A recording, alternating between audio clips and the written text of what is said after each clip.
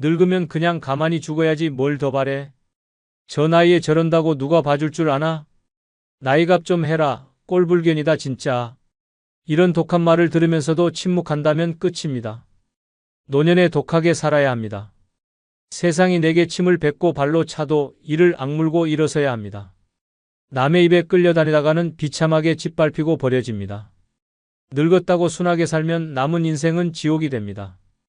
노년에 독하게 살아야 하는 이유 중 첫 번째는 자식에게 기대지 않기 위해서입니다. 한평생 가정을 위해 희생하며 살아왔습니다. 젊은 시절에는 온갖 고생을 참아내며 자식을 키워냈습니다. 학비를 대기 위해 허리띠를 졸라맸고 꿈을 이루게 하려고 내 욕심 하나 제대로 채우지 못했습니다. 그런데 그렇게 피땀 흘려 키운 자식들이 노년이 되자 과연 부모를 얼마나 챙기는지 돌아봐야 합니다. 현실은 냉혹합니다. 자식들은 자신들의 삶에 바빠 부모를 뒷전으로 밀어둡니다. 예전처럼 부모를 평생 책임져야 한다는 의무감을 가진 자식은 이제 드뭅니다. 부모가 아프거나 힘들어도 나도 바빠서라는 한마디에 무너져야 하는 것이 현실입니다. 기대는 순간 배신당합니다. 자식에게 기대려는 순간 노년은 초라해집니다. 작은 부탁 하나에도 눈치를 보게 되고 전화 한 통 기다리며 쓸쓸히 시간을 보내야 합니다. 심지어 자식에게 폐가 될까 두려워 아무 말도 못하고 병든 몸을 숨기며 스스로를 갉아먹게 됩니다. 그렇게 비참하게 늙어가는 것이 바로 기대어 산 노년의 비극입니다. 자식도 결국 자신의 인생을 살기 바쁩니다. 그것은 잘못이 아닙니다. 시대가 변했고 세상은 더 치열해졌습니다. 그 안에서 자식에게 모든 기대를 걸고 살아가는 것은 어리석은 착각입니다. 내 인생의 마지막은 내 힘으로 지켜야 합니다. 노년에 독하게 살아야 합니다. 자식에게 미련을 두지 않고 기대하지 않고 스스로를 지탱해야 합니다. 경제적 자립은 기본입니다.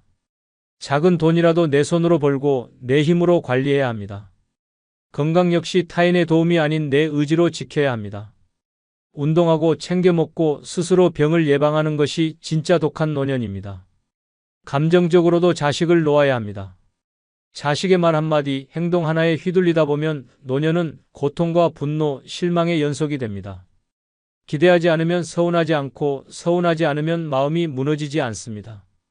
오히려 적당한 거리에서 서로를 존중하며 살아가는 것이 진짜 현명한 가족 관계입니다. 자식을 사랑하되 기대하지 말아야 합니다. 도와줄 수 있으면 도와주고 그 이상은 바라지 말아야 합니다.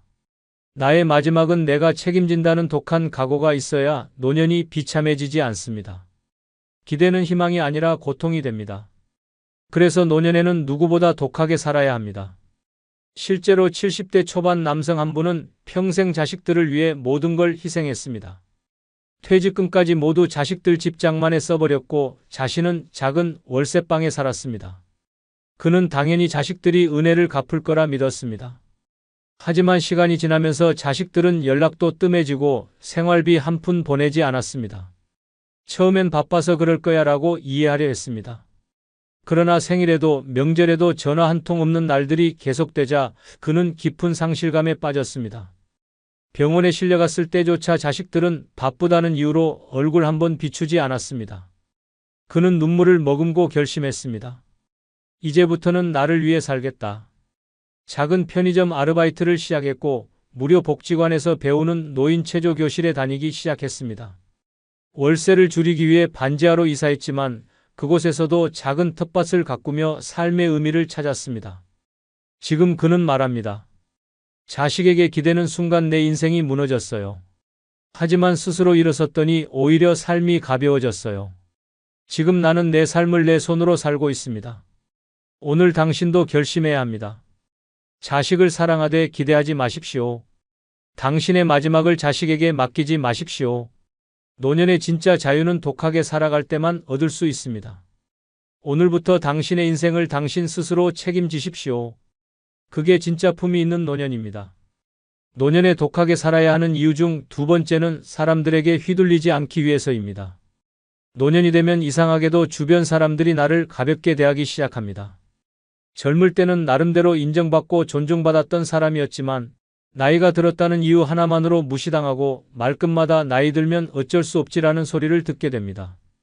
심지어 가족, 친구, 이웃마저 은근히 내 의견을 무시하고 결정권을 빼앗으려 듭니다. 문제는 이런 작은 무시를 계속 참고 견디다 보면 나도 모르게 사람들의 눈치를 보게 되고 결국 내 인생의 핸들을 다른 사람에게 맡기게 된다는 점입니다. 이 정도는 괜찮겠지, 나이 들면. 원래 저런 취급받는 거야 라고 스스로 합리화하는 순간 노년은 무너집니다. 사람들에게 휘둘리는 인생은 비참합니다. 원하지 않는 약속에 끌려가고 하기 싫은 부탁을 거절하지 못하고 나를 무시하는 말에도 웃어넘기며 살아야 합니다. 그렇게 하루하루 자존심은 깎이고 나라는 존재는 점점 사라져갑니다.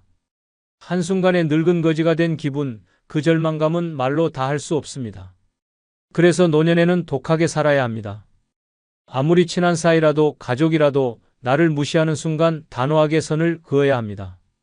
내 감정을 짓밟는 사람에게는 거리감을 두고 내 시간을 함부로 사용하는 사람에게는 거절해야 합니다. 휘둘리며 비굴하게 사느니 혼자 당당히 서는 편이 천배는 낫습니다. 노년의 진짜 품격은 남들이 나를 어떻게 대하느냐가 아니라 내가 나를 어떻게 지키느냐에 달려 있습니다. 남들의 비위를 맞추고 불편한 부탁을 억지로 들어주는 것이 착한 것이 아닙니다. 내 소중한 시간을 지키고 내 감정을 존중하는 것이 진짜 어른다운 것입니다. 노년에는 좋은 사람이라는 타이틀을 포기해야 합니다. 누구에게나 친절하려다 보면 결국 누구에게도 존중받지 못합니다. 때로는 차갑게, 때로는 냉정하게 선을 긋는 것이 나를 지키는 방법입니다. 사람들에게 휘둘리다 보면 내 인생은 다른 사람의 손에 농락당하다 쓸쓸히 끝나게 됩니다. 노인네는 가만히 있어라. 나이 들었으면 참아야지 같은 말에 넘어가지 마십시오. 나이를 먹었기에 오히려 더 당당해야 합니다. 살아온 세월을 헛되이 만들지 않으려면 지금부터라도 나를 중심에 두고 살아야 합니다. 휘둘리지 않고 조종당하지 않고 내 삶의 주인이 되어야 합니다. 실제로 70대 초반 여성 한 분은 평생을 좋은 사람으로 살았습니다. 자식들 부탁은 무조건 들어주고 친구들의 심부름도 거절하지 못했습니다. 마을 행사에는 늘 앞장섰지만 돌아오는 것은 고마움이 아니라 무시였습니다. 어르신, 그냥 가만히 계세요. 이 나이에 뭘 해요? 그녀는 그런 말을 들을 때마다 가슴이 무너졌지만 차마 표를 내지 못했습니다. 그러던 어느 날 작은 일이 터졌습니다. 동네 행사 준비 중 무리하게 짐을 들다가 허리를 다쳤고 아무도 그녀를 도와주지 않았습니다.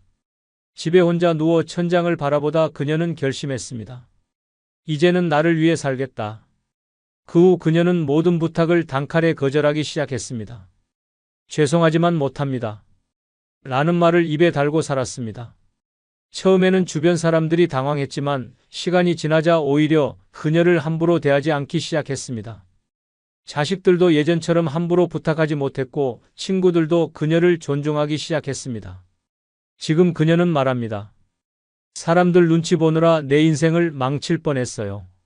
독하게 거절하고 나니까 비로소 내가 나답게 살 수 있었습니다. 오늘 당신도 결심해야 합니다. 사람들에게 휘둘리며 비굴하게 늙을 것인가, 아니면 당당하게 내 인생을 살 것인가. 노년에 독하게 살아야 하는 이유는 단 하나, 남이 아니라 나 자신을 위해서입니다. 지금부터라도 당신을 지키십시오. 그것이야말로 진짜 품이 있는 노년입니다. 노년에 독하게 살아야 하는 이유 중 세 번째는 내 목소리를 내기 위해서입니다. 나이가 들수록 사람들은 이상하게 조용해집니다. 하고 싶은 말이 있어도 삼키고 억울해도 참으며 고개를 끄덕이며 살아갑니다. 나이 들었으면 조용히 있어야지, 괜히 말 많으면 꼰대 소리 듣는다는 사회의 은근한 압박에 눌려 스스로 목소리를 지워버립니다. 그렇게 살아가다 보면 어느 순간 내 존재 자체가 사라진 것 같은 기분에 휩싸이게 됩니다. 하지만 침묵은 고독을 심화시킬 뿐입니다. 말하지 않으면 이해받지 못하고 표현하지 않으면 존중받지 못합니다. 목소리를 내지 않으면 세상은 나를 투명인간 취급합니다. 내가 뭘 원하는지, 뭘 느끼는지 아무도 신경 쓰지 않습니다. 그렇게 철저히 고립된 채 삶의 끝자락을 맞이하게 됩니다. 노년에 독하게 살아야 합니다. 남 눈치 보지 말고 하고 싶은 말을 해야 합니다. 마음에 없는 말로 웃지 말고 억울한 일을 당했을 때는 분명히 따져야 합니다. 내 삶의 주인은 나이고 내 감정의 주인도 나입니다. 아무리 나이가 들어도 내 생각과 내 감정은 존중받아야 마땅합니다. 자식들에게도 친구들에게도 사회에도 말해야 합니다. 나는 이렇게 생각한다. 나는 이걸 원한다. 나는 이렇게 살고 싶다고 당당히 외쳐야 합니다. 침묵은 나를 지켜주지 않습니다. 오히려 침묵은 나를 점점 더 외롭고 초라하게 만들 뿐입니다. 내 목소리를 내는 것은 단순히 말하는 것을 넘어 내 존재를 세상에 다시 한번 새기는 행위입니다. 목소리를 낼 때 비로소 세상은 나를 무시하지 않습니다. 가족도 친구도 주변 사람들도 내가 여전히 살아있다는 사실을 인정하게 됩니다. 처음엔 두렵습니다. 괜히 갈등이 생길까봐, 사람들이 나를 부담스러워할까봐 걱정됩니다. 하지만 독하게 마음을 먹고 한번 내뱉어보면 알게 됩니다. 진짜로 나를 사랑하는 사람들은 오히려 내 목소리를 듣고 기뻐한다는 것을 말입니다. 내 진심을 들은 사람만이 나를 진정으로 이해하고 나와 진짜 인연을 이어갈 수 있습니다. 노년은 조용히 사라지는 시기가 아닙니다. 노년은 살아온 인생을 증명하는 시기입니다. 그 증명을 위해서라도 목소리를 내야 합니다. 입 다물고 살다가 사라지는 인생이 아니라 마지막까지 나를 표현하고 나를 주장하며 살다가 가야 합니다. 실제로 60대 후반 여성 한 분은 평생을 참고 살아왔습니다. 가족들에게도 늘 괜찮아라고 말했고 친구들 사이에서도 자신의 의견을 제대로 내본 적이 없었습니다. 하지만 마음 한구석에는 항상 억울함과 외로움이 쌓여갔습니다. 어느 날 자식들이 가족 모임에서 일방적으로 그녀의 집을 팔고 요양원에 보내겠다는 결정을 내렸습니다. 그녀는 처음에는 충격으로 아무 말도 하지 못했습니다. 그러나 가슴속에서 뭔가 뜨겁게 끓어올랐습니다. 왜 내 인생을 내 허락 없이 결정하는 거야? 그날 밤 그녀는 처음으로 가족들 앞에서 소리쳤습니다. 나는 아직 내 인생을 살고 싶다. 나는 이 집에서 계속 살 거다. 내 뜻은 내가 정한다. 자식들은 당황했지만 그녀의 단호한 목소리에 결국 뜻을 꺾을 수밖에 없었습니다. 그 후 그녀는 적극적으로 자신을 표현하기 시작했습니다. 친구 모임에서도 나는 이거 싫어, 나는 이렇게 하고 싶어라고 당당히 말했습니다. 처음엔 어색했지만 시간이 지날수록 그녀의 주변에는 진심을 존중하는 사람들이 남기 시작했습니다. 지금 그녀는 말합니다. 내가 목소리를 내니까 인생이 다시 살아났어요. 말하지 않으면 아무것도 바뀌지 않는다는 걸 깨달았어요. 오늘 당신도 결심해야 합니다. 더 이상 침묵하지 말고 더 이상 참지 말아야 합니다. 노년에 독하게 목소리를 내야 합니다. 그래야 마지막까지 내 인생의 주인으로 남을 수 있습니다. 지금 이 순간 당신의 목소리를 세상에 들리게 하십시오. 그것이 진짜 살아있는 노년입니다. 노년에 독하게 살아야 하는 이유 중 네 번째는 버림받지 않기 위해서입니다. 살아오면서 가족을 위해, 자식을 위해, 남을 위해 모든 걸 내어주며 살아왔습니다. 하지만 노년에 들어서면 냉혹한 진실이 드러납니다. 평생 아낌없이 베풀었던 사람들에게서 외면당하고 철저히 잊히는 순간이 찾아옵니다. 설마 내 자식이, 설마 내 가족이라고 믿었던 사람들도 현실 앞에서는 너무나 쉽게 등을 돌립니다. 노년에 버림받는 것은 하루아침에 일어납니다. 몸이 아파 도움이 필요할 때, 돈이 떨어져 도움을 청할 때, 마음이 외로워 기대고 싶을 때 사람들은 무섭게 거리를 둡니다. 바쁘다는 핑계, 형편이 어렵다는 핑계로 당신을 천천히 그러나 분명하게 밀어냅니다. 그렇게 쓸모가 없어졌다고 판단되는 순간 당신은 세상에서 투명한 존재가 됩니다. 이 끔찍한 현실을 피하려면 노년에 독하게 살아야 합니다. 누구에게도 의존하지 않고 누구에게도 필요 이상의 기대를 하지 않아야 합니다. 스스로 돈을 벌 수 없다면 최소한 쓰지 않고 버틸 준비를 해야 하고 몸이 약해지기 전에 스스로 지킬 수 있는 체력을 길러야 합니다. 정신적으로도 남에게 매달리지 않고 홀로 설 수 있는 단단한 마음을 만들어야 합니다. 노년에 가장 무서운 것은 가난도 병도 아닙니다. 가장 무서운 것은 외면당하는 것입니다. 아무리 과거에 사랑을 나눴던 사이라도 도움이 되지 않는 순간 사람들은 냉정해집니다. 누구를 탓할 필요도 없습니다. 이 시대는 그렇게 각박해졌습니다. 그러니 세상이 차가워지기 전에 나부터 강해져야 합니다. 자식들에게도 주변 사람들에게도 지나친 기대를 품지 말아야 합니다. 기대는 필연적으로 실망을 부르고 실망은 결국 절망으로 이어집니다. 사람은 변합니다. 상황도 변합니다. 그러나 변하지 말아야 할 것은 바로 나 자신입니다. 나를 지키고 내 삶을 지키는 힘을 키워야 버림받지 않습니다. 돈을 모으는 것도 중요하지만 혼자서도 행복할 수 있는 방법을 익히는 것이 더 중요합니다. 혼자 밥을 먹을 수 있고 혼자 병원을 갈 수 있고 혼자 여행을 떠날 수 있어야 진짜 강한 노년입니다. 누구에게도 버려지지 않으려면 스스로 내 삶을 책임질 각오를 해야 합니다. 버림받지 않기 위해서는 때로는 냉정해져야 합니다. 남의 부탁을 무조건 들어주지 말고 나를 함부로 대하는 사람에게는 단호하게 거절해야 합니다. 착하게만 살다가는 결국 이용만 당하고 버림받는 신세가 됩니다. 노년은 착하기만 해서는 절대로 살아남을 수 없습니다. 독하게, 냉정하게, 똑똑하게 살아야 합니다. 실제로 70대 초반 남성 한 분은 평생을 가족을 위해 헌신했습니다. 젊은 시절에는 가족의 생계를 위해 밤낮 없이 일했고 자식들을 대학까지 졸업시켰습니다. 하지만 은퇴 후 돈이 떨어지자 상황은 급변했습니다. 자식들은 서로 미루듯 아버지를 떠넘겼고 결국 그는 작은 요양병원에 던져지듯 보내졌습니다. 처음엔 자식들이 자주 찾아올 줄 알았습니다. 그러나 방문은 점점 뜸해졌고 명절에도 연락 한 통 없는 날이 이어졌습니다. 그는 병원 침대에 누워 천장을 보며 통곡했습니다. 나는 이렇게 버림받으려고 평생을 바쳤나? 그는 절망 속에서 결심했습니다. 다시 내 발로 일어서겠다. 병원에서 재활치료를 악착같이 받았고 퇴원 후 작은 공공근로 일자리에 지원했습니다. 처음에는 쓸쓸했지만 스스로 돈을 벌고 스스로 생활하면서 점점 자신감을 되찾았습니다. 이웃들과 소소한 관계를 맺으면서 가족이 아닌 다른 따뜻한 인연도 만들어갔습니다. 지금 그는 말합니다. 버림받았다고 무너졌다면 정말 끝났을 겁니다. 독하게 살아야 다시 일어설 수 있습니다. 누구도 내 삶을 대신 살아주지 않으니까요. 오늘 당신도 결심해야 합니다. 버림받지 않기 위해, 초라하게 사라지지 않기 위해 독하게 살아야 합니다. 나를 지키는 힘은 오직 나 자신에게 있습니다. 지금부터라도 나를 단단하게 만들고 내 인생의 끝을 내 손으로 지켜야 합니다. 노년에도 당당히 살아남고 싶다면 지금 이 순간부터 독하게 살아야 합니다.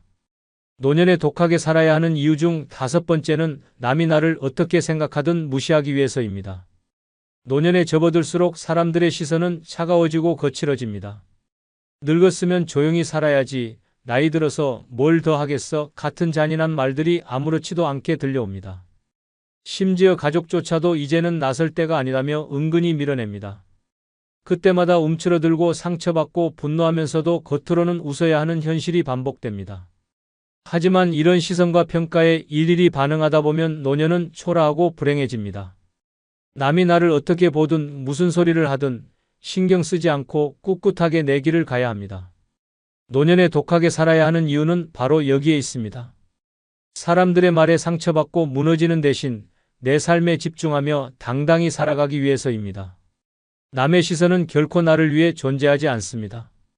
대부분의 평가는 무책임하고 가볍습니다. 남들은 당신이 넘어져도 당신이 무너져도 결국 자기 인생에나 관심이 있습니다. 그런데 왜 그런 사람들의 말 한마디에 마음을 다치고 꿈을 포기해야 합니까? 이제는 귀를 닫아야 합니다. 이제는 마음을 단단히 해야 합니다. 노년에는 오직 나 자신만을 위해 살아야 합니다. 하고 싶은 대로 하고 먹고 싶은 대로 먹고 가고 싶은 곳으로 가야 합니다. 저 나이에 머리라는 비웃음도 꼴불견이라는 수군거림도 무시해야 합니다. 내 인생은 남들이 대신 살아주는 것이 아닙니다. 내가 책임지고 내가 끝까지 밀고 나가야 할 소중한 여정입니다. 남들의 비웃음을 두려워하면 하고 싶은 걸 할 수 없습니다. 남들의 눈치를 보다 보면 나를 위한 삶은 영원히 시작되지 않습니다. 지금껏 남을 위해 살아왔습니다. 이제 남을 무시하고 나를 위해 살아야 합니다. 남의 평가는 바람처럼 스쳐가게 두고 내 심장의 소리에 귀를 기울여야 합니다. 어차피 남들은 내가 잘 돼도 시기하고 못 돼도 무시합니다. 잘 나가면 저 나이에 뭐가 그리 대단하다고라며 비웃고 힘들어하면 그럴 줄 알았다고 조롱합니다. 그렇다면 처음부터 남의 시선을 무시하고 내 길을 가는 것이 가장 현명합니다. 고개 숙이지 말고 눈치 보지 말고 흔들리지 말고 당당히 살아야 합니다. 실제로 60대 후반 여성 한 분은 오랫동안 주변 사람들의 시선에 얽매여 살았습니다. 여행을 가고 싶어도 이 나이에 뭐 하러라는 말이 무서워 집에만 있었고 하고 싶은 공부가 있었지만 늙어서 무슨 공부냐는 소리에 포기했습니다. 하루하루가 후회와 답답함으로 가득 찼습니다. 그러다 어느 날 병원에서 받은 건강검진 결과가 그녀의 인생을 바꿔놓았습니다. 심각한 고혈압과 초기 당뇨 진단을 받은 것입니다. 의사는 단호하게 말했습니다. 이대로 스트레스 받고 참고만 살다가는 빨리 무너집니다. 그녀는 결심했습니다. 이제 남들 말은 무시하고 나를 위해 살겠다. 그녀는 바로 여행 가방을 쌌습니다. 가까운 제주도로 혼자 여행을 떠났고 버킷리스트였던 수채화 교실에도 등록했습니다. 동네 사람들은 뒤에서 수군거렸습니다. 나이 들고 별짓을 다 한다고 비웃는 소리도 들렸습니다. 그러나 그녀는 웃으며 넘겼습니다. 당신들은 수군거리고 나는 인생을 즐긴다고 속으로 외쳤습니다. 지금 그녀는 매주 새로운 도전을 하며 인생을 다시 살고 있습니다. 남이 뭐라든 나는 내가 좋으면 됐어요. 세상 시선 신경 쓰다가 내 인생 다 망칠 뻔했어요. 라며 환하게 웃습니다. 오늘 당신도 결심해야 합니다. 남들이 뭐라고 하든 비웃든 무시하든 전혀 상관없습니다. 노년에 독하게 살아야 합니다. 내 인생을 위해, 내 행복을 위해, 나를 위해 당당히 걸어가야 합니다. 남들의 말은 스쳐가게 두고 당신만의 길을 힘차게 걸어가십시오. 그것이 진짜 살아있는 노년입니다. 당신은 평생을 남 눈치 보며 살아오지 않았습니까? 지금도 가족, 이웃, 친구에게 좋은 사람으로 보이기 위해 참고 있지는 않습니까?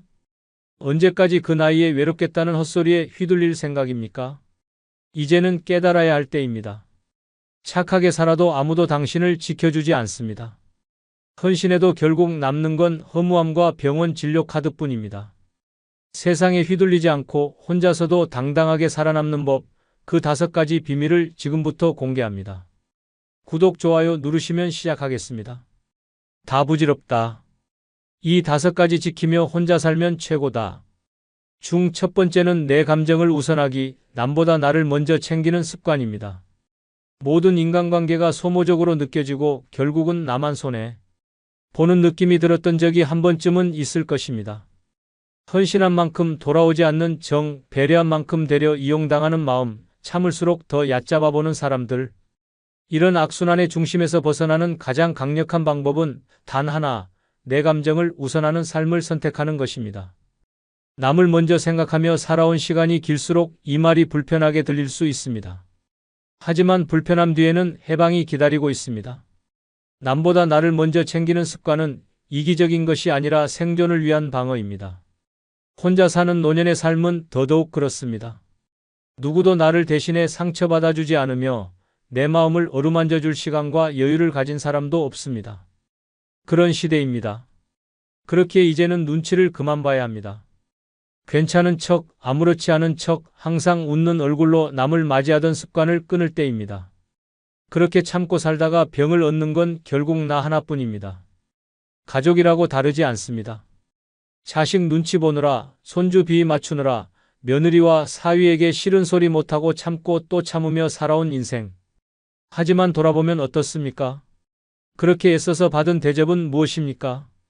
명절에 얼굴 한번 보는 것도 벅차다는 말, 전화 한 통 없이 지나가는 생일, 병원 갈 때는 혼자 가야 하는 그 쓸쓸함. 이쯤 되면 질문해야 합니다. 대체 누구를 위해, 무엇을 위해 나를 희생하며 살아온 것입니까? 이제는 감정의 쓰레기통이 되기를 멈춰야 할 때입니다. 누군가의 하소연을 받아주고 누군가의 무례를 이해해주는 역할을 끝내야 합니다. 더 이상 좋은 사람 코스프레는 필요 없습니다. 내 기분이 상했다면 그 기분을 먼저 챙겨야 합니다. 하기 싫은 모임이라면 가지 않아도 됩니다. 듣기 싫은 말 앞에서는 단호하게 돌아서야 합니다. 피곤한 인간관계는 과감히 정리하고 나를 아끼는 사람들과의 시간에만 집중해야 합니다. 그렇게 살아야만 나라는 존재가 소모품이 아닌 주인공으로 대우받는 인생을 만들 수 있습니다. 충격적이지만 실제 사례를 하나 소개하겠습니다. 72세의 김순희 어르신은 평생을 남편과 자식, 시댁을 위해 살았습니다. 하루라도 쉬는 날 없이 밥을 차리고 청소를 하고 감정을 숨긴 채 살았다고 합니다. 하지만 남편이 세상을 떠난 후 자식들이 바빠서 자신을 찾지 않자 김 어르신은 심각한 우울증에 빠졌습니다. 그러던 중 우연히 들른 노인복지관에서 심리상담을 받고 큰 깨달음을 얻었다고 합니다. 이제부터는 내가 나를 사랑하자. 그렇게 다짐한 순간부터 어르신은 자신을 최우선으로 두기 시작했습니다. 자식에게도 당당히 말했습니다. 엄마가 하고 싶은 일 좀 하게 내버려둬. 취미로 그림을 배우기 시작했고 동네에 혼자 가는 여행도 즐기게 되었습니다. 무엇보다 놀라운 건 건강까지 좋아졌다는 사실입니다. 감정이 편안히 밥맛도 나고 숙면도 가능해졌다고 말했습니다. 김 어르신은 웃으며 말합니다. 내가 나를 제일 먼저 챙기니 세상이 이렇게 밝은 줄 몰랐어요. 이제는 누가 뭐라 해도 자신을 우선하는 삶을 살겠다고 선언했습니다. 이처럼 감정을 우선하는 삶은 단순한 변명이 아닙니다. 이기적이어야 비로소 행복해질 수 있다는 진실을 받아들이는 용기입니다. 그리고 그 용기는 노년의 삶을 완전히 바꿔놓을 수 있는 강력한 무기입니다. 두 번째는 불필요한 책임감 내려놓기, 꼭 해야 한다는 압박에서 벗어나기입니다. 평생을 해야만 한다는 강박 속에서 살아온 사람들이 있습니다. 가족을 위해, 사회를 위해, 그리고 이름 모를 타인의 눈치를 보기 위해 본인의 삶을 내던진 채 책임이라는 무거운 짐을 짊어진 사람들입니다. 그렇게 지고 또 지다 보면 어느 순간 자신의 삶은 온데간데 없이 사라지고 남은 건 지친 육신과 텅 빈 마음뿐입니다. 하지만 잊지 말아야 할 진실이 있습니다. 그 책임감 사실 대부분 불필요한 짐일 뿐입니다. 노년의 삶에서 가장 먼저 버려야 할 것이 있다면 그것은 나는 아직도 뭔가를 해야 한다는 집착입니다. 자식의 뒷바라지는 어느 정도 했으면 그걸로 끝이어야 합니다. 손주의 학원비, 자녀의 대출 보증, 제사상 차리는 역할까지 억지로 떠안는 순간 노후는 고통의 연속이 됩니다. 문제는 그런 일을 누가 시킨 것도 아닌데 내가 나서서 하고 있다는 점입니다. 습관처럼 짊어진 책임감은 결국 스스로를 망가뜨리는 족쇄입니다. 더 충격적인 사실은 그 책임을 져달라고 부탁한 사람이 없다는 점입니다. 대부분의 경우 노인 스스로가 내가 해야지, 내가 아니면 누가 해라며 자기 인생을 희생하고 있습니다. 이 얼마나 부질없는 노릇입니까? 자식들도 이웃들도 사회도 이제는 그렇게까지 바라지 않습니다. 오히려 너무 많이 참는 모습에 불편함을 느끼고 짐처럼 느끼는 경우도 많습니다. 도리어 본인이 스스로를 소비하고 있다는 사실을 인식하지 못하는 경우가 많습니다. 꼭 해야 한다는 압박감은 결국 누구도 고맙게 여기지 않는 자발적 고행입니다. 그런 삶을 계속하다 보면 정작 스스로가 지키고 싶었던 가족조차도 마음에서 멀어지게 됩니다. 왜냐하면 그 책임감이 결국 잔소리가 되고 강요가 되기 때문입니다. 자식이 힘들어 보인다고 계속 돈을 건네주면 자식은 미안해하다가 점점 멀어집니다. 며느리가 힘들까봐 매년 명절 음식을 도맡아 하면 결국 그건 당연한 일이 되고 맙니다. 노년에는 책임보다 여유가 더 중요합니다. 내가 나를 편하게 해줄 수 있는 유일한 존재는 나 자신뿐입니다. 그러므로 이제는 내려놓아야 합니다. 전처럼 완벽하지 않아도 괜찮습니다. 해도 되고 안 해도 되는 일에 목숨 걸지 않아도 됩니다. 내 건강, 내 즐거움, 내 삶을 최우선으로 놓아야 합니다. 그래야만 억울한 인생이라는 감정에서 해방될 수 있습니다. 실제로 68세의 이명자 어르신은 평생을 집안의 대들보로 살아왔습니다. 남편 없이 자식 둘을 키우며 학교비, 등록금, 결혼자금까지 모두 본인이 마련했다고 합니다. 자식이 장성한 뒤에도 끊임없이 도와주며 살았습니다. 그런데 어느 날 본인이 쓰러졌을 때 아무도 옆에 없었다고 합니다. 병원 침대에 혼자 누워있던 그 순간 충격적인 생각이 들었다고 말했습니다. 내가 왜 이러고 살아왔지? 그날 이후 이 어르신은 모든 책임을 내려놓았습니다. 자식에게 손주 맡아달라는 부탁도 거절했고 명절 음식 준비도 중단했습니다. 대신 시니어 댄스 동아리에 들어가 매주 춤을 배우기 시작했습니다. 처음엔 미안했지만 시간이 지날수록 해방감을 느꼈다고 합니다. 가장 놀라운 건 자식들도 더 이상 불편해하지 않았다는 점입니다. 오히려 어머니가 건강하고 즐겁게 사는 모습을 보며 안도했다고 말했습니다. 이 어르신은 지금도 웃으며 말합니다. 예전엔 내가 없으면 다 무너질 줄 알았는데 아니더라고요. 내가 빠지니까 다들 더 잘 살던데요. 이처럼 책임감이라는 이름 아래 자신을 짓눌러온 삶을 내려놓는 순간 노년은 비로소 자유를 찾게 됩니다. 이제는 남을 위해 살기보다 나를 위한 삶에 집중할 때입니다. 그래야만 혼자 살아도 외롭지 않고 오히려 최고로 평온한 인생을 누릴 수 있습니다. 세 번째는 남의 평가에서 자유로워지기, 남 신경 끄고 내 마음에 집중하기입니다. 살면서 가장 많이 해온 행동 중 하나는 남이 뭐라고 생각할까라는 걱정입니다. 길을 걸을 때도, 옷을 고를 때도, 말 한마디 할 때도 누군가의 시선을 의식하며 살아온 세월입니다. 그런데 이렇게 남을 의식하며 산 결과는 무엇입니까? 내가 입고 싶은 옷은 한 번도 입지 못했고 하고 싶은 말은 끝끝내 삼켰으며 내 인생을 내가 선택하지 못한 채 떠밀리듯 살아왔다는 허무함 뿐입니다. 노년에 이르러 가장 먼저 끊어야 할 중독은 남의 평가입니다. 사실 누가 나를 그렇게까지 보고 있지도 않습니다. 보고 있다 하더라도 그들의 평가가 내 인생에 무슨 영향을 줍니까? 내가 병원에 갈 때 대신 아파주는 것도 아니고 외로울 때 함께 있어주는 것도 아닌데 왜 그들의 시선에 내 감정을 맡기고 있는 것입니까? 이건 상식적으로도 감정적으로도 완전히 손해보는 장사입니다. 더 끔찍한 진실은 대부분의 평가는 그냥 헛소문일 뿐이라는 점입니다. 혼자 사는 노인은 외롭다더라. 저 나이에 저런 옷은 좀 그렇지 않나? 그 나이 먹고도 저렇게 행동하나? 이 말들이 당신 삶에 아무 쓸모도 없는 소음이라는 것을 인정해야 합니다. 이런 말들에 휘둘리는 순간 내 삶은 남이 조종하는 꼭두각시가 됩니다. 이제는 남의 시선에서 벗어나야 합니다. 미용실에서 파마 한 번 할 때도, 시장에서 장바구니 하나 들 때도 남들이 어떻게 생각할까라는 생각을 내려놓아야 합니다. 노년에 가장 중요한 것은 외모도 돈도 아닌 내 감정의 편안함입니다. 내 기분이 좋으면 그게 정답이고 내가 즐거우면 그게 행복입니다. 타인의 잣대에 맞추며 살기엔 남은 인생이 너무나도 소중합니다. 세상의 평가는 언제나 바뀝니다. 어제는 칭찬하던 사람이 오늘은 욕할 수 있고 오늘 나를 욕하는 사람이 내일은 나를 부러워할 수도 있습니다. 그런 변덕스러운 말들에 내 감정을 휘둘릴 이유가 전혀 없습니다. 오히려 그 평가를 신경 쓸수록 나는 점점 무기력해지고 내 감정은 점점 사라지게 됩니다. 결국 내가 누구인지도 모른 채 남의 그림자에 묻혀 살아가게 됩니다. 충격적인 실제 이야기를 하나 소개하겠습니다. 70세의 박만순 어르신은 동네에서 유명한 칭찬받는 어르신이었습니다. 항상 조용하고 깔끔하고 이웃에게 인사도 잘하는 모범적인 노인상이었습니다. 하지만 그 안에는 끓어오르는 감정이 있었습니다. 나는 내 모습이 아닌 남이 원하는 대로 살아가는 기계 같다. 그렇게 살다 보니 스트레스가 누적되어 결국 대상포진이 와서 병원에 입원하게 되었습니다. 입원 후 박 어르신은 큰 결심을 했습니다. 퇴원하자마자 빨간 모자를 쓰고 노란 셔츠를 입고 시장에 갔습니다. 남이 뭐라든 나는 오늘 기분 좋으니까 이걸 입고 나왔어요. 처음엔 사람들의 시선이 따가웠지만 시간이 지나자 오히려 사람들이 먼저 말을 걸기 시작했습니다. 어르신 오늘 멋지시네요. 기분 좋아 보이세요. 그제야 박 어르신은 깨달았습니다. 남들이 평가할 자유가 있다면 나는 내 인생을 즐길 자유가 있다는 사실을.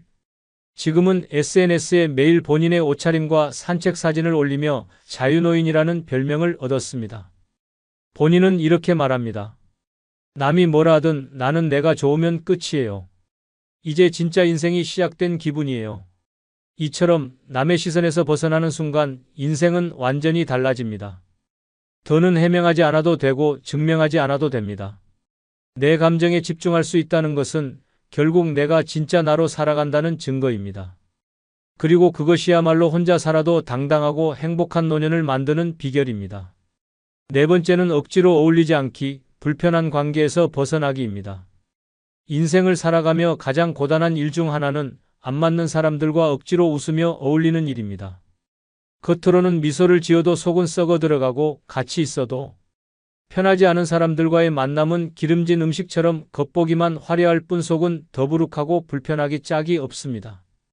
특히 노년에 접어들면 그런 관계는 더 이상 사회생활이 아니라 자기 파괴에 가깝습니다. 억지로 어울리는 인간관계는 노후를 좀먹는 독입니다. 말이 통하지도 않고 가치관도 다르며 만나면 항상 기운이 빠지는 사람과 왜 굳이 관계를 이어갑니까? 그래도 몇십 년 지기인데 동네 체면이 있지. 혼자 있긴 외로우니까라는 이유로 자신을 희생하는 것은 명백한 감정 낭비입니다. 나를 소모시키면서까지 이어가는 관계는 결국 나를 병들게 만듭니다. 충격적인 사실은 그런 관계에선 나만 힘들다는 점입니다. 상대방은 나의 불편함을 느끼지 못하거나 애초에 관심조차 없습니다. 그저 내 에너지와 시간을 빼앗아가는 흡혈귀 같은 존재일 뿐입니다. 만나고 나면 한숨이 나오고 대화 후에는 머리가 아프고 심지어 다음 약속이 잡히는 순간부터 스트레스를 받습니다. 이건 절대 건강한 관계가 아닙니다. 더 큰 문제는 그런 관계를 계속 이어가다 보면 점점 내가 사라진다는 점입니다. 내 말보다 남의 기분을 먼저 생각하게 되고 하고 싶은 말보다 듣고 싶은 말만 하게 되며 결국 나는 존재감 없는 사람으로 전락하게 됩니다. 노년은 이제야 비로소 내 목소리를 낼 수 있는 시기인데 여전히 눈치 보고 있다면 그건 진정한 노후가 아닙니다. 불편한 사람과의 관계는 과감하게 끊어내야 합니다. 더 이상 어울리고 싶지 않다면 안 만나면 됩니다. 전화가 오면 안 받아도 됩니다. 괜히 눈치 보며 가기 싫은 모임에 얼굴을 내밀 이유도 없습니다. 말 안 통해서 스트레스만 받는 친구보다 조용한 집에서 혼자 책 한 권 읽는 시간이 100배는 더 가치 있습니다. 이 나이에까지 억지로 사람들 사이에 끼어 예의라는 명분으로 나를 포장할 필요는 없습니다.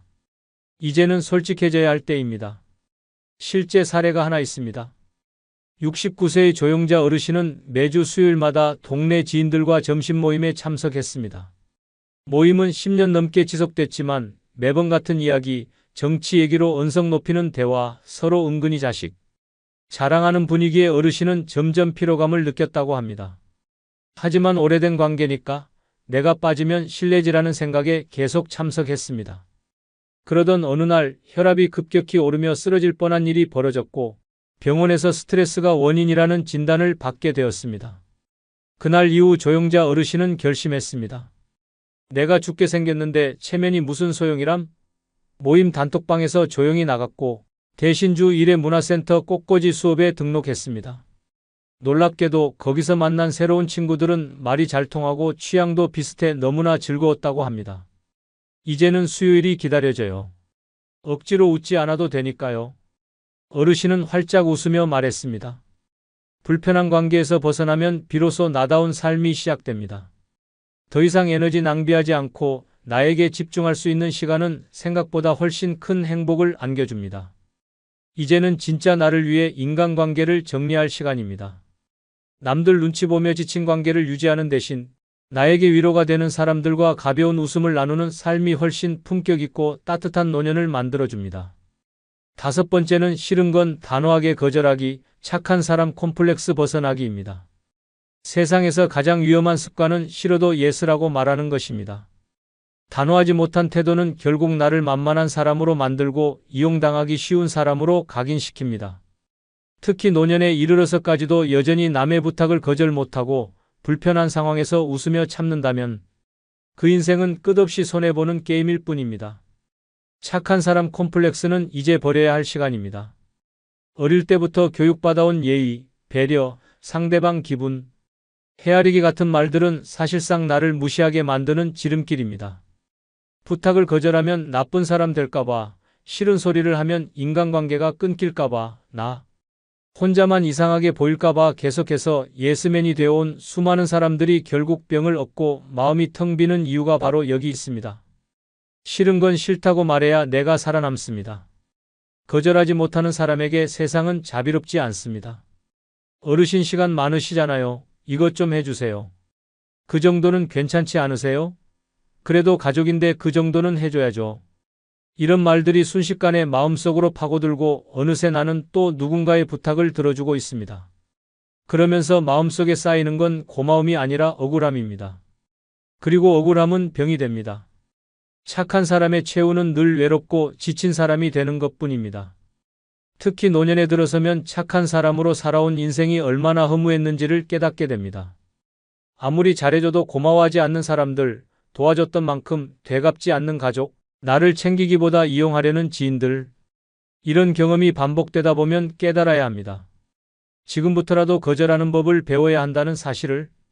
착하게 살면 복 받는다는 말은 동화 속 이야기일 뿐 현실에서는 단호하게 살아야 지킴받습니다. 거절은 배려가 아니라 생존입니다. 힘들면 힘들다고, 하기 싫으면 안 하겠다고, 듣기 싫으면 듣기 싫다고 말해야 합니다. 단호한 태도는 사람을 밀어내는 게 아니라 나를 지켜주는 울타리입니다. 그리고 놀랍게도 그렇게 단호해졌을 때 오히려 사람들은 더 나를 존중하기 시작합니다. 왜냐하면 자기 감정을 정확히 표현하는 사람은 절대 만만하지 않기 때문입니다. 이제는 착한 사람보다는 당당한 사람으로 살아야 할 시간입니다. 실제 사례를 하나 소개하겠습니다.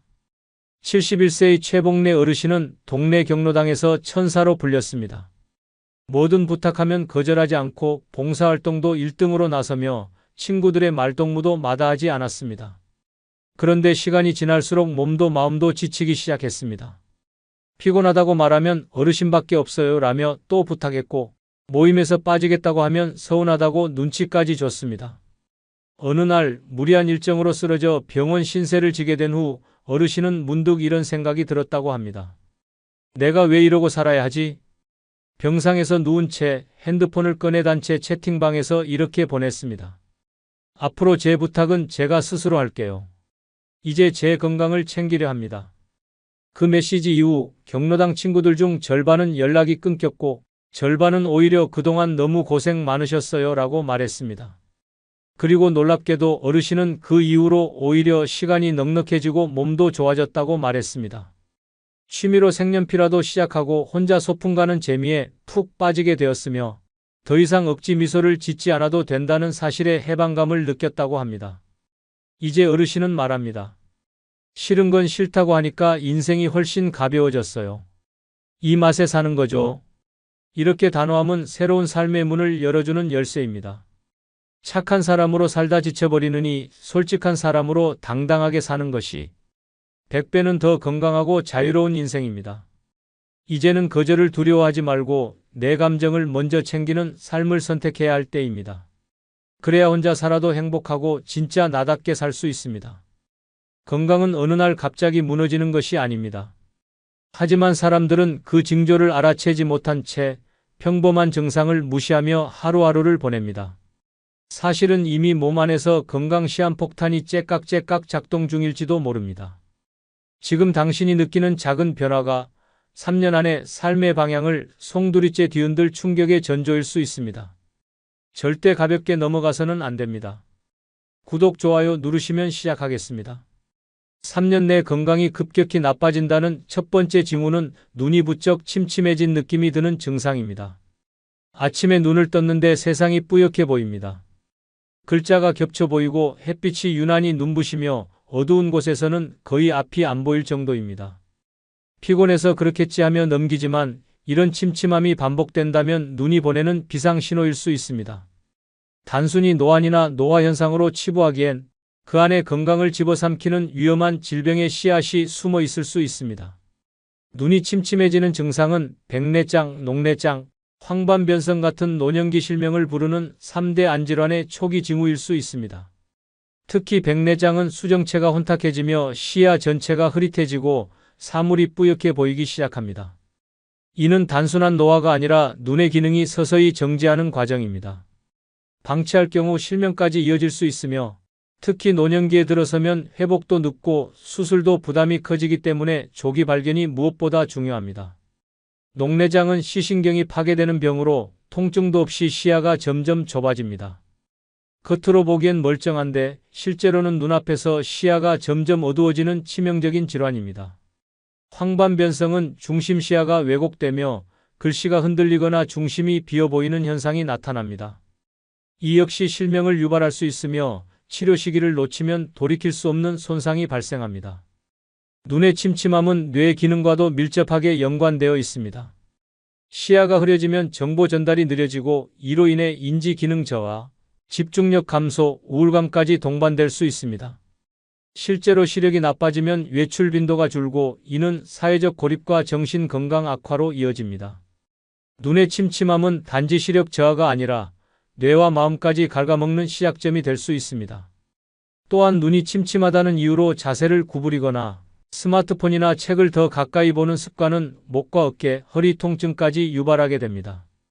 단순한 눈 피로라고 넘기기에는 전신에 퍼지는 후폭풍이 너무도 크고 위험합니다. 예방을 위해서는 정기적인 안과 검진과 더불어 루테인, 오메가-3, 비타민 A 등 눈 건강에 좋은 영양소를 꾸준히 섭취하는 것이 중요합니다. 햇빛이 강한 날엔 선글라스를 착용하고 밝은 조명 아래서 독서를 하며 20분마다 눈을 쉬게 하는 습관도 필요합니다. 단순한 침침함이 쌓여 실명이라는 결과로 이어지지 않도록 눈의 신호에 민감하게 반응해야 합니다. 경기도 수원에 사는 72세의 최모 할아버지는 평소나 아직 책 잘 읽어 눈 나빠진 건 TV 탓이야 라며 안과 검진을 미뤄왔습니다. 어느 날은 책을 읽는데 글자가 이상하게 흔들리는 느낌이 들었고 신문에 있던 건강이란 단어가 거꾸로 보였습니다. 처음엔 우습게 넘겼지만 그 증상이 점점 심해져 텔레비전 자막도 알아보기 어려워졌습니다.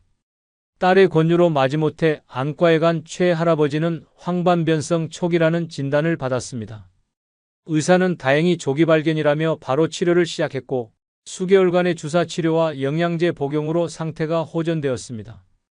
이후 할아버지는 집안 곳곳에 눈은 장기 중에 가장 말이 없는 장기다. 조용히 망가진다는 문구를 붙여두고 동네 어르신들에게 안과 검진의 중요성을 전파하고 있습니다. 손주가 할아버지 왜 자꾸 그 말만 해요? 하자 내가 예전에 책보다 TV 좋아했더니 지금은 TV보다 책이 무서워라며 웃음을 주기도 했습니다. 이처럼 눈이 침침하다는 건 단순한 노안의 문제가 아닙니다. 몸 전체의 건강 경고이자 향후 3년 내 삶의 질을 송두리째 바꿀 수 있는 중대한 징후입니다.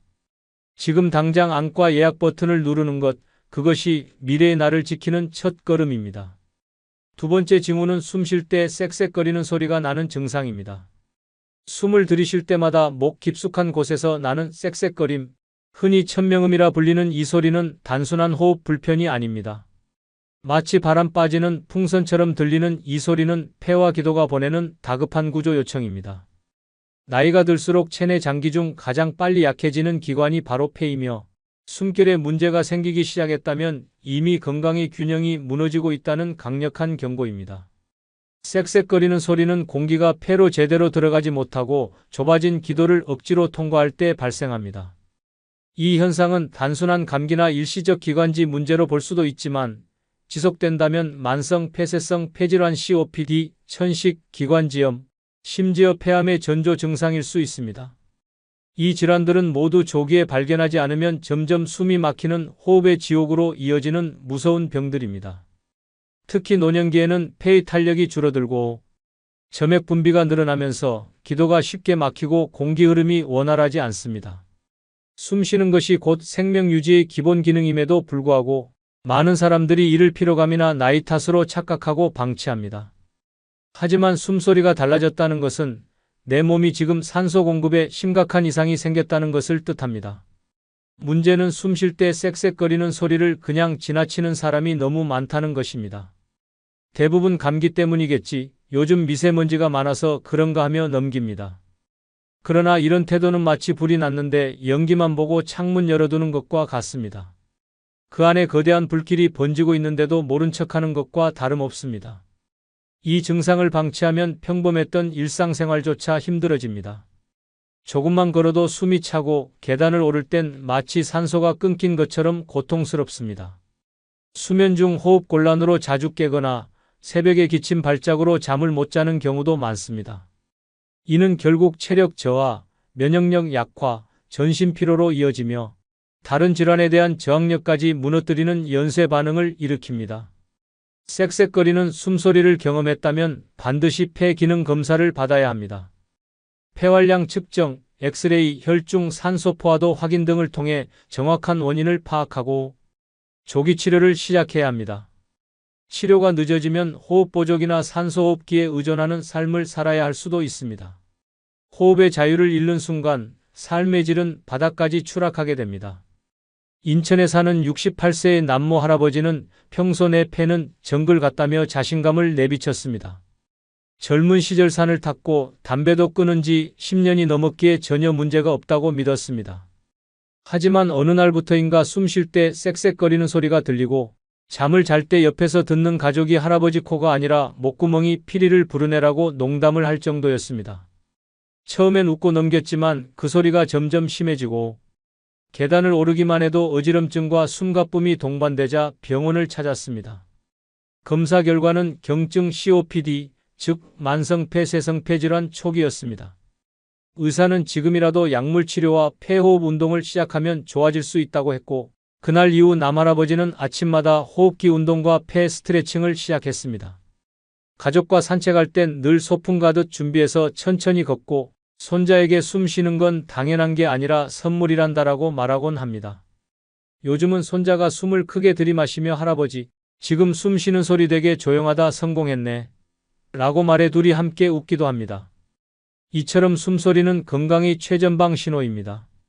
쌕쌕거림은 단순한 노화 현상이 아니라 생명선이 흔들리고 있다는 확실한 징후입니다. 지금 당신의 숨소리가 평소와 다르게 들린다면 병원을 찾는 것이 늦기 전에 내 건강을 지키는 최선의 선택이 될 수 있습니다. 내 숨이 가벼울수록 인생은 더 길어질 수 있습니다. 세 번째 징후는 입에서 이상한 냄새가 자주 나는 증상입니다. 입냄새는 단순히 위생 문제나 민망함의 차원이 아닙니다. 자꾸만 입에서 이상한 냄새가 나고 양치에도 가시지 않으며 대화 중 상대방이 자꾸 뒤로 물러난다면 지금 당신의 몸속 어딘가가 조용히 썩어가고 있다는 강력한 신호일 수 있습니다. 특히 노년기의 입냄새는 전신 건강의 붕괴를 알리는 전조이므로 절대 가볍게 넘겨서는 안 됩니다. 입에서 이상한 냄새가 난다는 건 입안에 세균이 번식하고 있거나 소화기관에서 문제가 생겼거나 심지어 간이나 신장 같은 내부 장기에서 이상이 발생했을 가능성을 의미합니다. 대표적으로 잇몸 질환, 충치, 입속 염증 등이 입냄새를 유발하지만 이보다 더 무서운 것은 위염, 위궤양, 위암 초기처럼 위에서 올라오는 부패가스가 입을 통해 새어나오는 경우입니다. 특히 시큼하거나 썩은 냄새가 반복된다면 단순한 입냄새가 아니라 소화계통의 위험 경고음일 수 있습니다. 또한 만성적인 입냄새는 당뇨병과도 연결되어 있습니다. 당 수치가 높아지면 세균 번식이 활발해지고 이로 인해 구강 내 건조증과 염증이 동반되며 특유의 단내 또는 시큼한 냄새가 입에서 올라옵니다. 한편 간 기능이 저하되면 특유의 생선 썩은 듯한 냄새가 날 수 있고 신장이 나빠질 경우 암모니아 냄새가 퍼질 수 있습니다. 이쯤 되면 입냄새는 단순한 불쾌함이 아니라 생명을 위협하는 장기질환의 시작점이라 할 수 있습니다. 더불어 입냄새는 정신 건강에도 큰 영향을 미칩니다. 본인도 어느 순간부터 사람들과의 대화를 피하게 되고 사회적 거리감이 생기며 점점 고립감과 자존감 저하에 빠지는 악순환이 시작됩니다. 친구와 가족과의 식사 자리가 부담되고 본인의 입냄새가 남에게 폐가 된다는 자책이 들기 시작하면 그때부터 몸만 아픈 게 아니라 마음까지 병드는 것입니다. 이런 입냄새를 근본적으로 해결하기 위해선 구강위생관리는 물론이고 전신건강점검이 필수입니다. 칫솔질은 하루 3번, 특히 자기 전 철저히 해야 하며 치실과 혀 클리너 사용도 필수입니다. 무엇보다 정기적인 치과 검진과 더불어 위내시경, 혈액검사 등을 통해 숨은 질병을 조기에 찾아내는 것이 장기적인 해법입니다. 냄새를 덮는 민트나 가글은 잠시 눈 가리고 아웅일 뿐 뿌리부터 바꾸지 않으면 반복될 수밖에 없습니다. 서울 구로구에 사는 74세의 박모 할아버지는 손녀가 할아버지랑 가까이 있으면 김치 냄새가 나라고 말한 것을 듣고 크게 웃었습니다. 김치를 좋아하니 당연한 거라며 넘겼지만 손녀가 2번째, 3번째에도 같은 말을 하자 의심이 들기 시작했습니다. 양치도 꼼꼼히 하고 입에 민트껌도 물고 다녔지만 냄새는 사라지지 않았습니다. 며칠 후 동네 치과에 갔다가 충격적인 이야기를 들었습니다. 입속 염증도 있지만 위쪽에서 올라오는 냄새가 강합니다. 내과에 꼭 가보셔야 합니다. 결국 내시경 검사 결과 박 할아버지는 위축성 위염과 위식도 역류 진단을 받았습니다. 의사는 이 상태로 방치했다면 몇 년 안에 위암으로 진행될 수도 있었습니다라고 말하며 바로 치료를 시작했습니다. 지금은 음식도 조절하고 약도 꼬박꼬박 챙겨 드시며 건강을 되찾았습니다. 손녀가 최근 할아버지 요즘은 꽃향기 나라고 말하자 박 할아버지는 이제 입도 리모델링 끝났어 라며 활짝 웃었습니다. 이처럼 입냄새는 단순히 부끄러운 증상이 아니라 몸속이 썩고 있다는 가장 직접적이고 확실한 증거일 수 있습니다.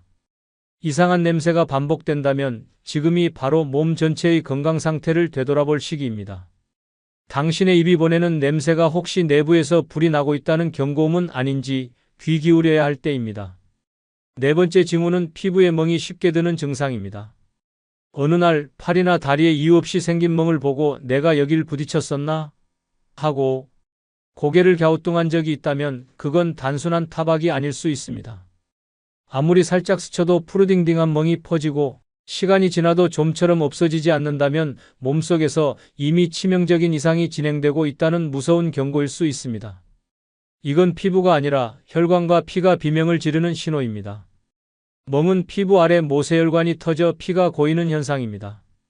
그러나 특별한 충격 없이도 멍이 자주 생긴다면 이는 혈소판 부족, 간 기능 저하, 백혈병, 혈우병, 혈관염, 자가면역 질환 등 무서운 질병의 신호탄일 수 있습니다.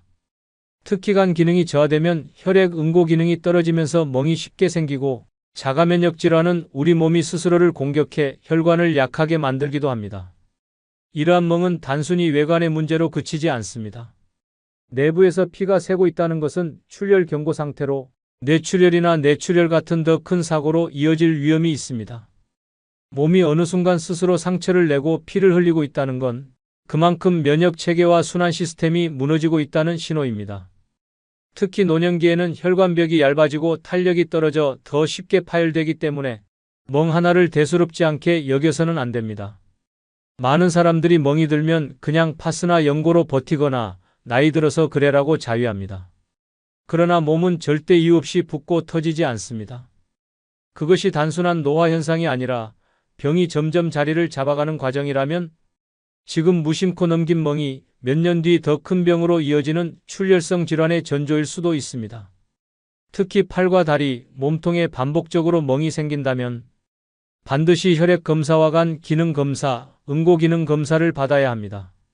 간 수치, 혈소판 수치, 백혈구 수치를 통해 그 원인을 파악할 수 있으며 조기에 대응하면 치명적인 상황을 피할 수 있습니다.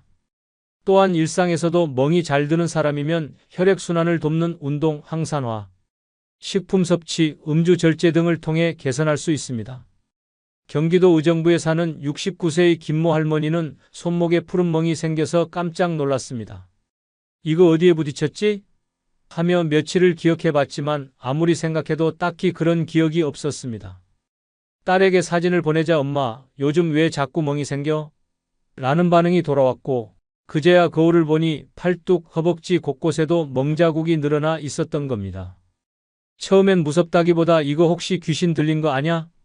하며 웃었지만 결국 병원에 가기로 했습니다.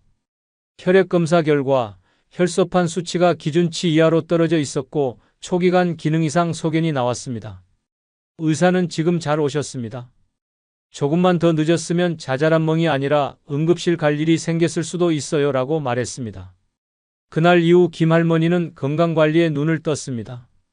식단도 바꾸고 하루 20분씩 산책도 하며 주기적으로 혈액검사를 받았습니다.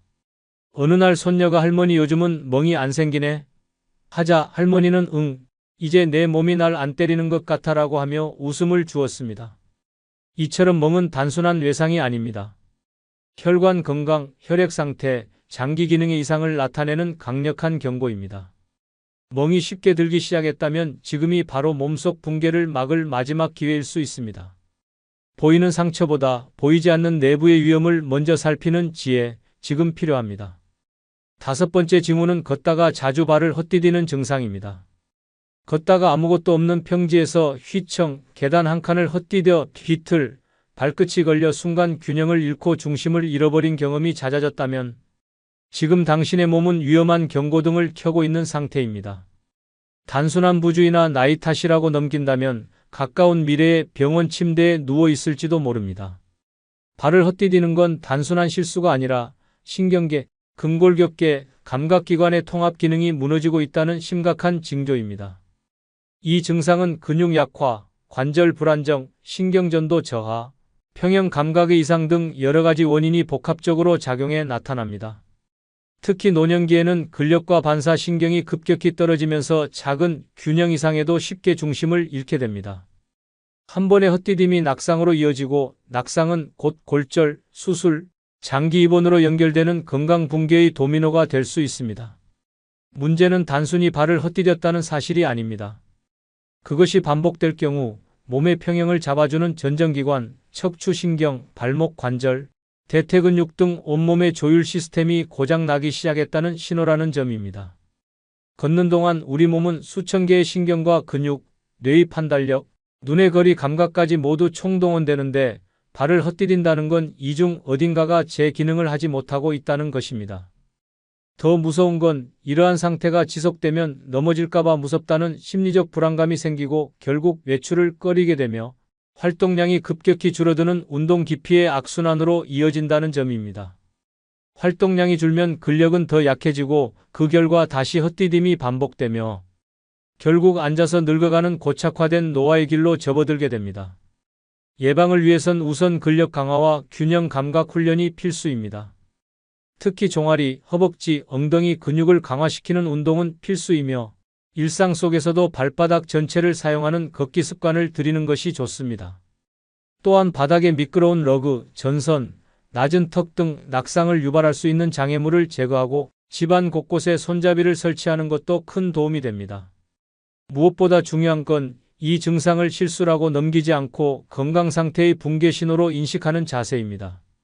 부산에 사는 73세의 조모 할아버지는 최근 들어 자주 걸음이 꼬이고 평지를 걷다가도 갑자기 발이 휘청하는 일이 많아졌습니다. 아이고 요즘 바닥이 왜 이리 미끄럽냐라며 웃어넘기곤 했지만 어느 날은 버스를 타려다 발끝이 걸려 정류장 바닥에 철퍼덕 넘어졌습니다.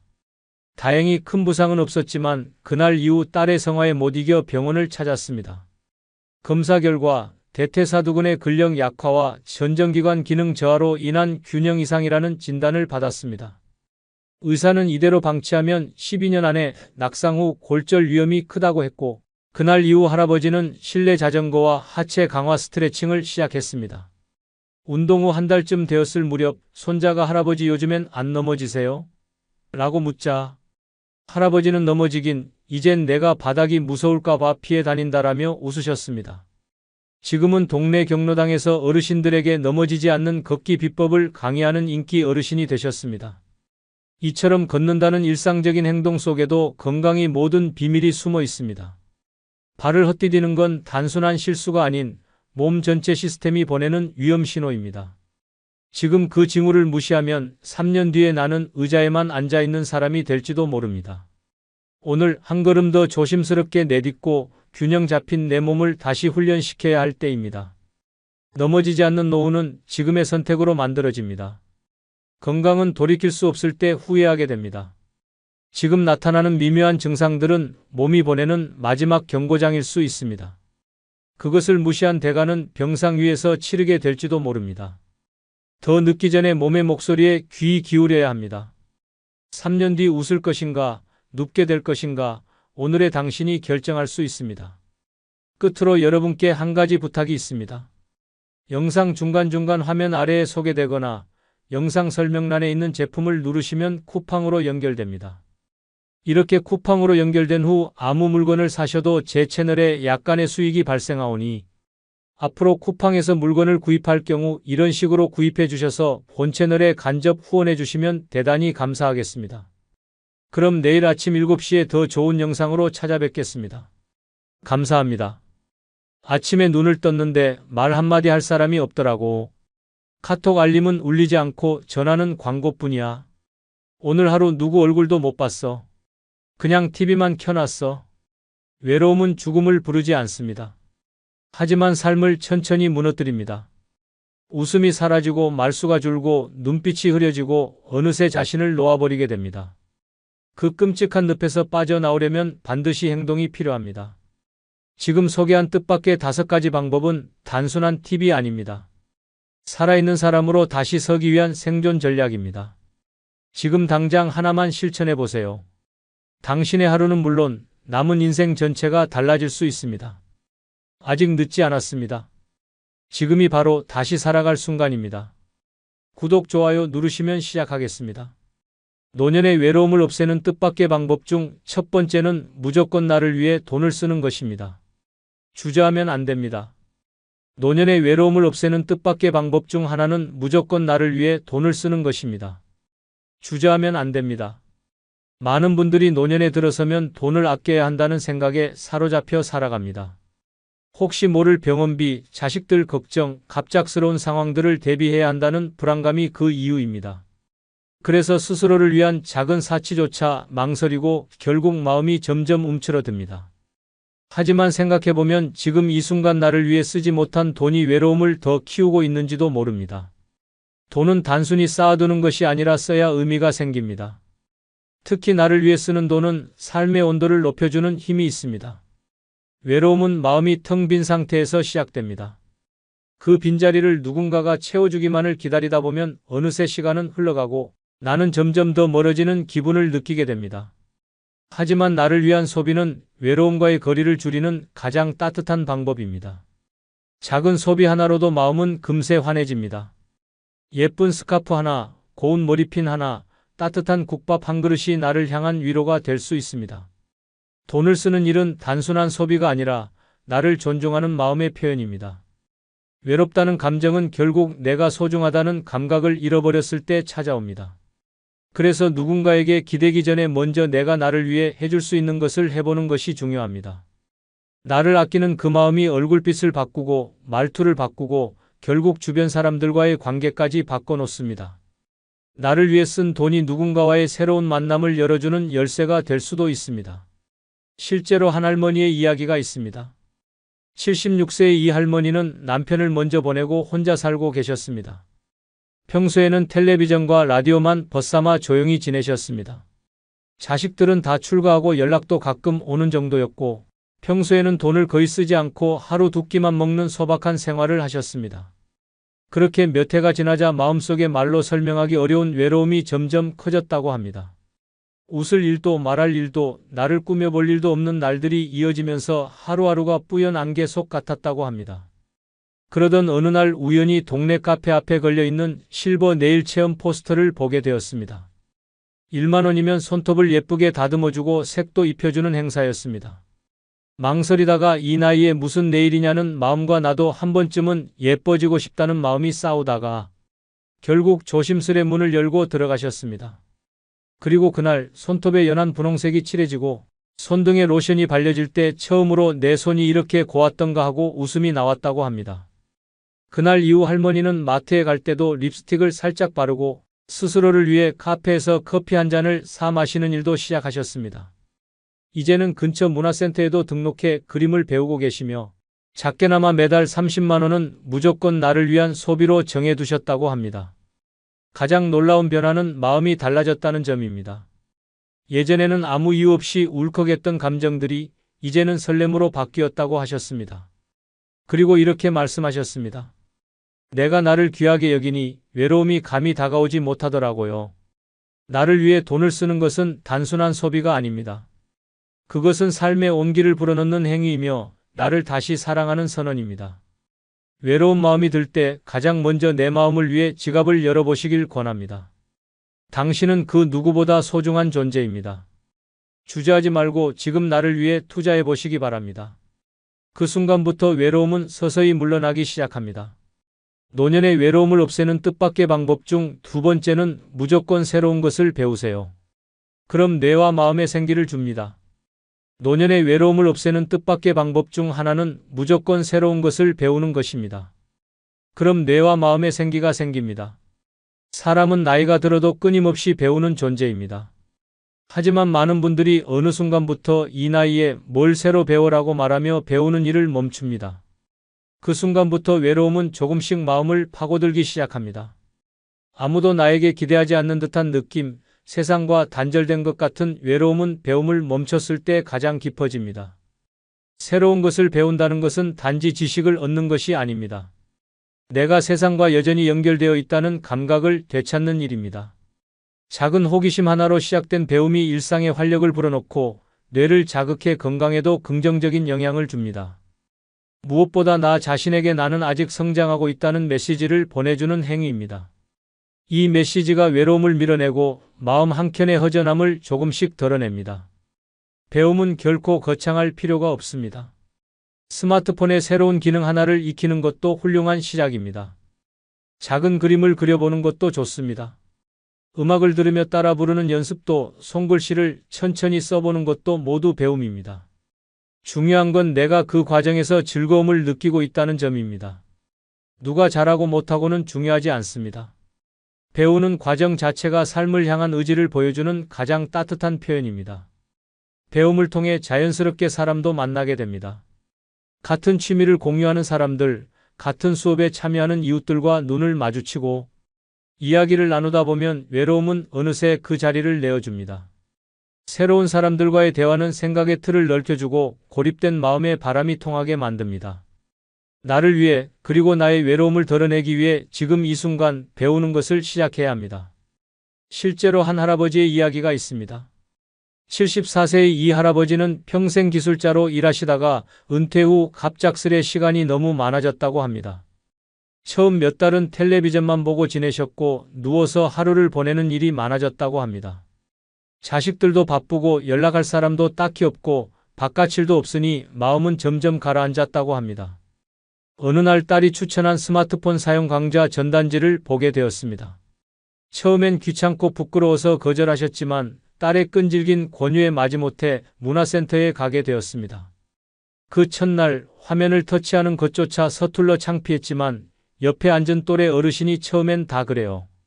저도 어제 가입했어요 라며 따뜻하게 웃어주셨습니다. 그 말을 듣고 마음이 조금 풀렸고 그날 수업이 끝나고 집에 와서 처음으로 카톡을 보내는데 성공하셨습니다. 메시지는 단 한 줄, 나 오늘 배웠다. 라는 말이었습니다.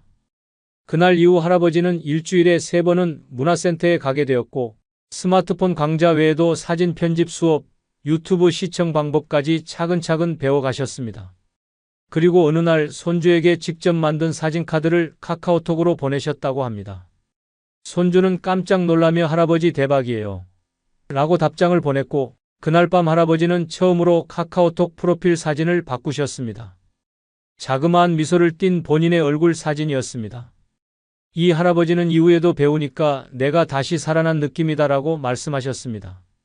이제는 본인보다 더 늦게 배움을 시작하려는 친구들에게 먼저 추천도 하신다고 합니다. 배움은 늦지 않습니다. 오히려 지금이 시작하기 딱 좋은 시기입니다. 나를 위해 새로운 것을 배워보세요. 그 과정 속에 기쁨이 있고 생기가 있고 사람들과의 연결이 있습니다.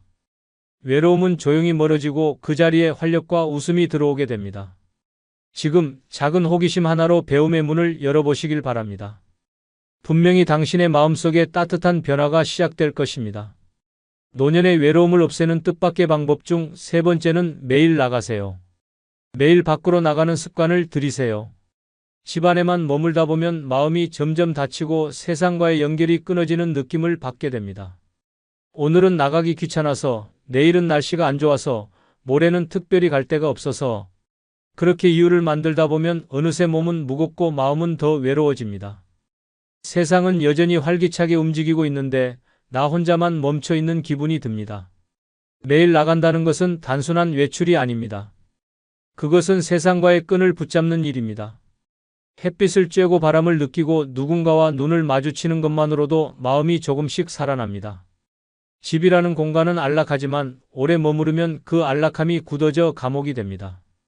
익숙한 벽, 익숙한 침대, 익숙한 냉장고 안. 이 익숙함들이 나를 지키는 것이 아니라 고립시키고 있다는 사실을 깨달아야 합니다. 하루 한 번 무조건 나가세요. 목적은 중요하지 않습니다. 가까운 슈퍼에 가도 좋고 공원 벤치에 앉아 하늘만 바라보고 와도 됩니다. 중요한 건 나간다는 그 행동입니다. 걷는 동안 머릿속이 정리되고 생각이 맑아지고 감정이 자연스럽게 정돈됩니다. 아무것도 하지 않아도 바깥 풍경만 보는 것으로도 뇌는 활기를 되찾습니다. 뇌는 자극을 먹고 사는 장기입니다. 매일 나간다는 건 그 뇌의 생명을 불어넣는 일입니다. 몸이 굳고 마음이 쓸쓸한 이유는 단순히 나이가 들어서가 아닙니다. 매일 똑같은 공간, 똑같은 루틴, 똑같은 자극에만 노출되기 때문입니다. 신선한 자극은 밖에 있습니다. 지나가는 사람의 대화 소리, 자전거 바퀴 소리, 공원의 풀 냄새, 카페에서 흘러나오는 음악. 이 모든 것이 우리의 감각을 깨웁니다. 감각이 살아야 마음도 살아납니다. 이제 한 할머니의 이야기를 소개합니다.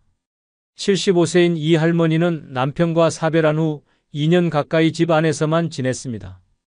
하루의 대부분은 소파에 앉아 텔레비전을 보거나 창밖만 내다보며 보냈습니다. 처음엔 편하다고 생각했지만 점점 웃을 일도 줄고 목소리도 작아지고 스스로가 점점 작아지는 느낌이 들었다고 합니다. 하루는 병원에 갔다가 의사에게 이런 말을 들었습니다. 할머니, 약도 좋지만 하루에 30분씩만 밖에 나가보세요. 햇빛이 최고의 약입니다. 그 말에 조금 자극을 받은 할머니는 다음 날부터 정말로 매일 나가기 시작했습니다. 처음엔 아파트 앞 벤치에 10분 앉아 있는 것부터 시작했습니다. 그러다 조금씩 동네 마트를 들르고 꽃집 앞에 멈춰서 꽃을 구경하고 어느 날은 구청에서 하는 걷기 동호회 전단지를 보게 되었습니다. 궁금해서 한번 가봤고 거기서 만난 사람들과 함께 동네 둘레길을 걷기 시작했습니다. 걷는 시간은 20분도 안 됐지만 그 20분이 하루 종일 마음을 따뜻하게 해줬다고 합니다. 어느 날은 그런 적도 있었습니다. 걷다가 동네 카페에서 커피를 한 잔 마셨는데 직원이 오늘 립스틱 색깔 예쁘세요라고 말해주었다고 합니다. 그날 이후 할머니는 외출할 때마다 립스틱을 바르게 되었고 손에 작은 손거울을 꼭 들고 다니기 시작했습니다. 내가 살아있구나, 나 아직 괜찮구나 하는 마음이 들었다고 합니다. 이제는 매일 아침이면 운동화부터 신습니다. 특별한 목적이 없어도 나간다고 합니다. 하늘을 보기 위해서, 햇빛을 받기 위해서, 바람을 느끼기 위해서. 그리고 이렇게 말씀하셨습니다. 밖에만 나가면 이상하게 마음이 덜 외로워요. 돌아오면 괜히 기분이 좋아져요. 노년의 외로움을 없애는 뜻밖의 방법 중 네 번째는 돈이 아닌 시간의 가치를 둔 소비를 하는 방법입니다. 노년의 외로움을 없애는 뜻밖의 방법 중 하나는 돈이 아닌 시간의 가치를 둔 소비를 하는 것입니다. 많은 분들이 돈은 아껴야 한다고 말하면서 정작 시간은 아무렇지 않게 흘려보냅니다. 그러나 돈은 잃어도 다시 벌 수 있지만 시간은 한번 지나가면 다시는 돌아오지 않습니다. 지금 이 순간 가장 소중한 자산은 통장의 잔고가 아니라 내가 살아 숨쉬고 있는 오늘입니다. 노년은 하루하루가 더욱 소중한 시간입니다.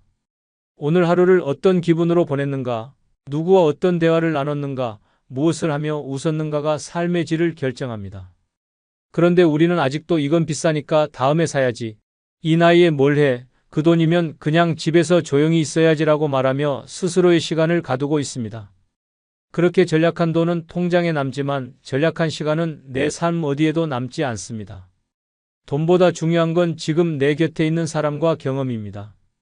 잠시라도 마음이 따뜻해지는 시간, 누군가와 함께 웃는 시간, 혼자더라도 내가 온전히 나로서 존재하는 시간. 그 시간들을 만들어주는 것이 진짜 가치 있는 소비입니다. 값비싼 물건이 아니어도 좋습니다. 오래 기억에 남을 경험이 내 삶에 남는 것입니다. 혼자 가는 카페에서 마시는 커피 한 잔, 낯선 거리에서의 짧은 산책, 문화센터에서 배우는 새로운 기술, 이런 것들이 바로 시간의 가치를 둔 소비입니다. 이런 소비는 결국 나를 살아있게 만듭니다.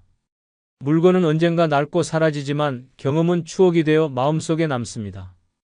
외로움은 마음의 텅 빈 공간에서 자라납니다. 그 공간을 채워주는 것은 화려한 소비가 아니라 내 시간을 풍요롭게 만들어주는 순간들입니다. 시간을 풍성하게 채운 하루는 외로움이 비집고 들어올 틈을 만들지 않습니다. 실제로 한 할아버지의 사례가 있습니다. 이 할아버지는 평생을 전략하며 살아오신 분입니다. 커피 한 잔도 밖에서 사 먹는 게 아깝다고 느꼈고 외식은 사치라고 생각했습니다. 은퇴 후에도 비슷한 생활이 이어졌습니다. 저렴한 도시락으로 끼니를 때우고 텔레비전으로 하루를 보내고 특별한 날에도 괜히 돈 쓰지 말자는 마음으로 아무것도 하지 않았습니다. 하지만 그렇게 몇 년을 보내자 마음 한구석이 점점 쓸쓸해졌습니다.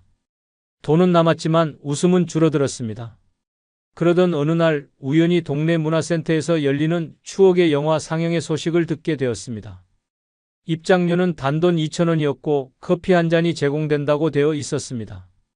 처음엔 괜히 돈 쓰지 말자는 마음이 먼저 들었지만 문득 한 번쯤은 괜찮지 않을까 하는 생각에 용기를 냈습니다. 그렇게 상영에 참여한 날 그는 1970년대에 봤던 흑백 영화를 다시 마주하게 되었습니다. 영화가 시작하자 잊고 있던 감정들이 하나둘 피어올랐고 그 시절의 설렘과 웃음이 가슴을 채워줬습니다. 영화가 끝난 뒤 옆자리에 앉은 어르신과 자연스럽게 대화를 나누게 되었고 두 분은 다음 영화 상영도 함께 보기로 약속했습니다. 이후 할아버지는 매달 2번 그 상영회에 나가며 같은 연령대의 친구들과 정기적으로 만남을 갖게 되었습니다. 그리고 이렇게 말씀하셨습니다. 그 2,000원이 내 마음을 살렸어요. 돈을 썼는데 시간이 더 소중해졌어요. 시간의 가치를 둔 소비는 이렇게 마음을 살리는 소비입니다. 외롭다고 느낄 때, 무언가 허전할 때 돈을 얼마나 아꼈는지를 따지는 것이 아니라 시간을 어떻게 썼는지를 돌아봐야 합니다. 내 마음에 온기를 주는 소비, 내 시간을 의미 있게 채우는 소비가 진짜입니다. 오늘 하루 시간을 잘 쓰기 위해 기꺼이 지갑을 열어보세요. 그 선택이 당신의 외로움을 따뜻하게 감싸줄 것입니다. 노년의 외로움을 없애는 뜻밖의 방법 중 5번째는 오래되었지만 소중하지 않은 인연을 무조건 정리해야 합니다. 노년의 외로움을 없애는 뜻밖의 방법 중 하나는 오래되었지만 소중하지 않은 인연을 무조건 정리하는 것입니다. 주저하지 마세요. 이건 잔인한 일이 아닙니다. 나를 지키는 일입니다. 우리는 흔히 오래된 인연이라는 이유 하나만으로 그 관계를 계속 유지하려 합니다. 함께한 세월이 길기에 수많은 기억이 얽혀 있기에 그 사람이니까라는 말로 불편함을 견딥니다. 그러나 그 관계가 지금의 나를 아프게 만들고 있다면 과감히 손을 놓아야 합니다. 관계도 결국 살아있는 생명체와 같습니다. 사랑이 없고 존중이 없고 대화가 단절된 관계는 썩어갑니다. 그것을 붙들고 있는 동안 나라는 존재도 조금씩 시들어갑니다. 말끝마다 나를 깎아내리는 사람, 나의 이야기를 들어주지 않는 사람, 늘 자신의 말만 하는 사람, 그런 이들과의 관계는 의무가 아닌 부담입니다. 그런 인연을 끊지 못하는 이유는 미안함 때문이 아니라 내 외로움을 메꿔줄 다른 사람이 없을까봐 두려워서입니다. 하지만 기억하세요.